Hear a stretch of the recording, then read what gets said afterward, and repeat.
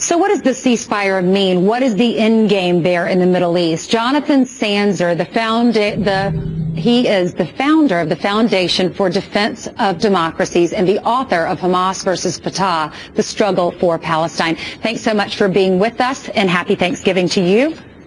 Happy Thanksgiving. Thank you. I want to start with what we were just talking about. Gaza is saying this is a victory. Do you agree with that, and what does this mean for Israel? Well, I'm not sure it's a victory yet. I think the Israelis and Hamas are both claiming victory. I think the Israelis in this conflict got what they were looking for. That was long-range rockets that were smuggled into Gaza via Sudan from Iran. The Israelis accomplished that. They took out almost all of those rockets, if not every last one of them.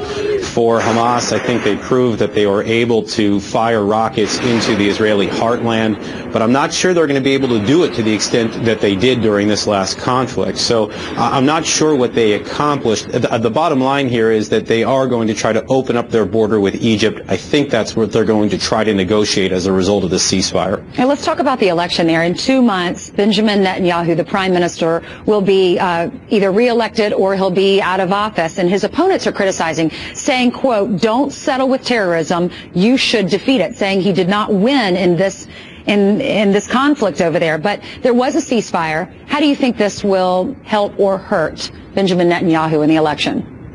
Well, I think there's always going to be criticism from the right against Mr. Netanyahu, although I would say I fully expect him to win the election in January.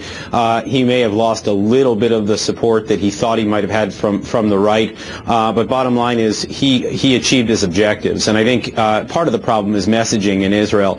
They're never going to be able to stop the rockets entirely as long as Hamas remains inside of Gaza. So it's either a full-scale ground war that would have wiped out Hamas, which would have taken months and probably a lot of blood and treasure, or take out these long-range rockets, which he did, and I think he accomplished that mission, and now they're back to being able to manage this conflict where short-range rockets fire on Israel's south. Now, of course, the Israelis living in the south are going to be very unhappy about that, and of course the Israeli right will be very unhappy about that, but I think that is the manageable place where the Israelis are looking to keep this conflict for now. Hopefully, for now, right. Hopefully this means peace in the Middle East forever, but we'll have to see about that. Jonathan Schanzer, thanks so much for being with us, and happy Thanksgiving.